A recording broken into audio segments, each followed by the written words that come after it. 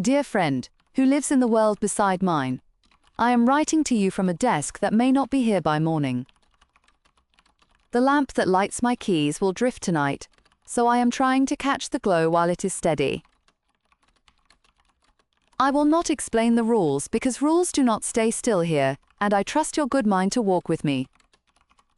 I want to tell you a day that kept its shape long enough to be told.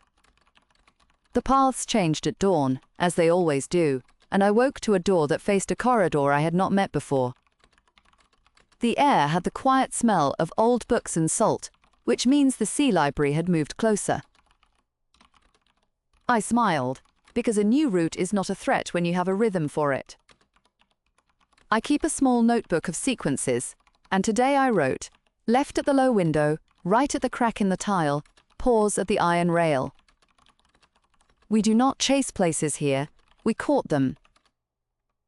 The trick is to move with a light plan and a soft grip. I left a note for myself on the desk. Take it slow. Keep your breath even. Listen for the birds that sing directions. Those birds land where corridors meet, and their song points like a finger that never lies.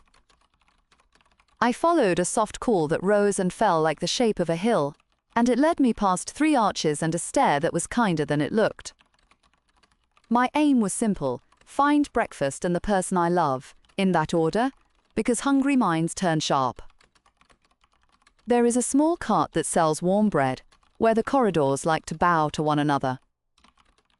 Yesterday, the cart was near a red drain, but drains roam, so I trusted the steam that curls from the baker's hands.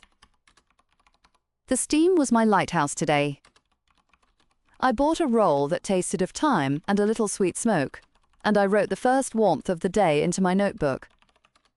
He is a kind of map here. I sat on a low step and watched 2 children learn their root songs. Their teacher clapped gently to mark beats, and the children answered with steps that matched the claps. We teach path grammar as early as we teach numbers, and the lesson saves tears every week. If you can feel a beat, you can find a way. My friend, I know you prize arrival, but we prize continuation. We judge a day not by where we end, but by how well we keep moving without fear. I am not a brave person by nature, but this place has trained my nerves into patient strings. We carry thread compasses that hum when the corridor is likely to split. Mine is a gift from my grandmother, and it warms when a familiar meeting point is near. That is how we keep our promises. Today I had promised to meet the person I love before noon, between the second market bell and the first taste of citrus. We do not say meet at a street, we say meet between 2 things that our bodies can feel. It sounds odd to you maybe, but it is simple in practice, and it holds. I packed a small jar of jam as a token, because a gift you can taste is easier to find again in the mind. On my way, I passed a place that pretends to be a cafe and fails with charm every time. The tables are never in the same mood twice, and the spoons sometimes travel in pairs. I love it for its honesty. A man was reading a letter aloud to himself, because some words need the body to hear them before the heart agrees. I did not linger, but I kept a bit of his voice in my pocket for luck. Then the corridor softened, as if it wanted to be a garden, and the floor took on the memory of grass. People think a moving world must be cruel, yet I promise you it can be tender. The city knows when to lean toward our feet. My grandmother told me that the first builders asked for laws and were given songs instead. I think about that when my plan goes thin. At a bend that smelled of oranges, my compass warmed, and I knew a meeting point was close. We do not hide our feelings about these moments, we celebrate them by breathing deeper. The bells rang, once, twice, slow and bright. I saw her then, the person I love, coming down a ramp that did not exist yesterday, and she was laughing because the ramp had a sense of pride about it. We learned each other's way names years ago, and we say them under our breath, when nights are loud. A way name is a sequence of cues that belong to a pair, and it keeps the pair from breaking even when the world tilts. I will not share ours, because privacy is a kind of shelter, and I have learned to guard it. We walked together and traded notes like two cooks swapping herbs. Here is where the moss remembers us, she said, and she pointed to a stone that is generous to our feet. We ate fruit and warm bread near a seam in the wall where light collects at midday. She told me about a new law that asks builders to smooth edges for those who use wheels. We call such routes kind paths, and the city awards ribbons to the teams that weave them. A friend of mine is a weaver, and he carries chalk to mark edges that need patience. His work is a quiet pride that holds a whole block together. We also spoke of cost, because change can be dear, and not all districts have equal funds for stability projects. The rich sometimes buy stillness, and the rest of us get better at dancing. I am not bitter, but I am not blind. We keep a ledger of fairness in our heads, and we add to it when we vote. Voting looks like a festival here since the booths have to catch people mid-route, and music helps. We make a day of it and eat bean stew from big pans. The stew tastes of tomatoes and a soft heat that hangs at the back of the tongue. Food is a bridge when maps drift. After lunch, we visited a station that moves in a grand arc every few nights. It is shy, like a cat that wants to be near you, but not held. Trains do not follow lines here, they follow likelihoods, and the drivers are half poets, half mathematicians. I once dated a driver who wrote small verses on ticket stubs, and I kept one in a book of recipes. It said, "I do not take you there, I take you toward." That is the heart of our world.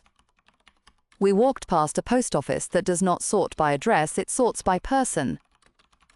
They measure how a name tends to move, then they match the letter to the likely horizon of that name.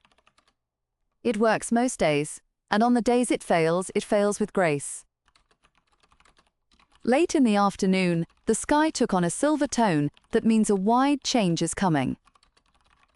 We call those nights total rethread, and we set extra lamps in windows, not to stop the change, but to welcome each other through it.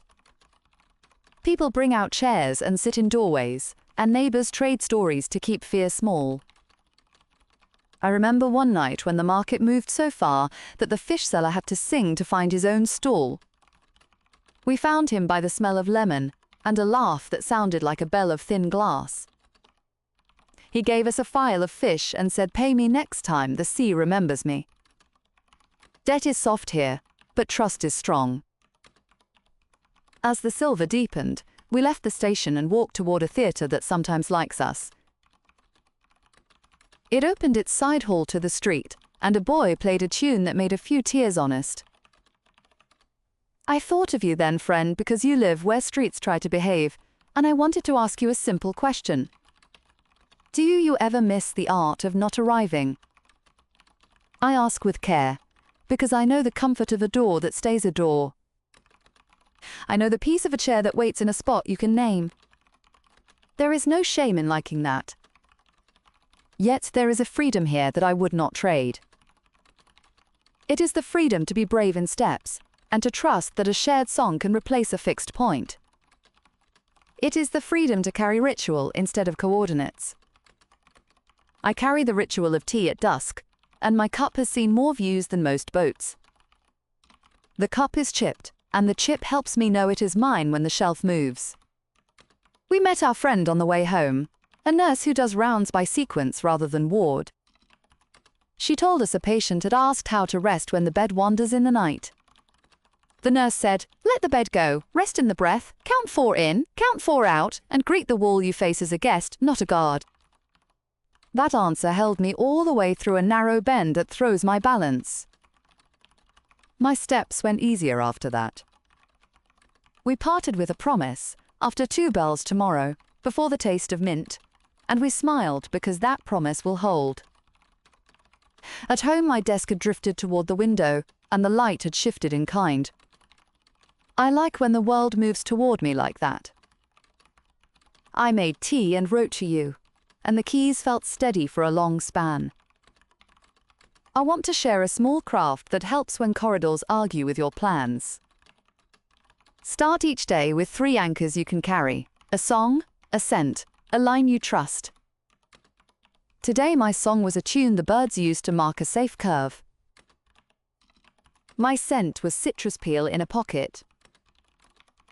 My line was one my grandmother loved: keep a direction, not a door. With those 3 I can face most turns without losing my core. I also keep my way name on my tongue, ready to speak when fear tries to climb. Fear visits when a path narrows or a crowd grows, and that is normal. We lower our voices when fear comes, not to hide, but to steady breath. My breath and my steps like to be friends. You once told me you measure days by tasks done, and I honor that. We measure by paths kept, by kindness given, while the floor rethinks its shape. A good day here is one where we help a stranger fold a stroller over a lip that should be smoother. It is a day where we share a route hint with an old man who smiles like a river. It is a day where we stop to listen to a young composer test a map in sound. I want you to know we are not lost. We are practiced. You are not fixed. You are practiced in another style. Some nights I dream of your firm streets and wake rested, and some days I wonder how your heart handles the weight of names that never shift. There is a kind of mercy in drift, because tomorrow is allowed to be new without apology. Mercy gives us room to change our minds. I used to fear farewells here, because doors do not promise to return, and places do not swear loyalty. Now I give thanks for each corner, as if it were a friend I meet for the first time and the 10th time at once. My thanks makes parting easier. I want to tell you one more story before the light moves. When I was little, my grandmother taught me to find the kitchen by scent and sound, rather than sight. She would hide the kettle behind a screen and pop a little tin to mark the boil. She said, "If you can find warmth by ear and nose, the world can change its coat and you will still eat." We laughed and spilled a lot of tea, and I learned what she meant the day the walls took a long walk. I found the kettle by the tin, and I found her by a hum she used when she was proud of me. Pride has its own pitch. Years later, when she left this world, I walked her favorite corridor and hummed that pitch for both of us. The corridor grew kind at the sound. I do not ask you to copy our ways, I only offer them as another path for your thought. If your day feels stuck, try measuring it by sequences rather than goals. First call a friend, then drink water, then read a page, then step outside, then pause. If your town feels strict, try naming 3 places by what they smell like instead of by what they are called. If your heart hurts because a plan broke, try saying "I am still moving," then note what direction feels like care. These small games make room for grace. The silver at the window is deeper now, which means the large change is near. I have set a line of tea lights to greet the neighbors who will pass by my wall when it drifts. We wave and swap notes when that happens, and we trade simple truths that do not spoil. My truth tonight is that I am glad we are friends, even across a seam. I am glad you read me without asking the world to freeze. I am glad our letters do not need an address to be faithful. Tomorrow I plan to meet a young cartographer who paints probabilities as soft bars of color. She wants to learn a tune from the birds and tie it to her paint. I promise to bring the jam jar because a shared sweet helps learning stick. After that, I will visit the edge of the old river district, where the stones walk like slow turtles. I will bring chalk and mark a lip that needs care, and I will send a note to the weavers. It will take a week or 3, and then a new kindness will be there for someone I will never meet. This is how we bless each other without the need for a fixed stage.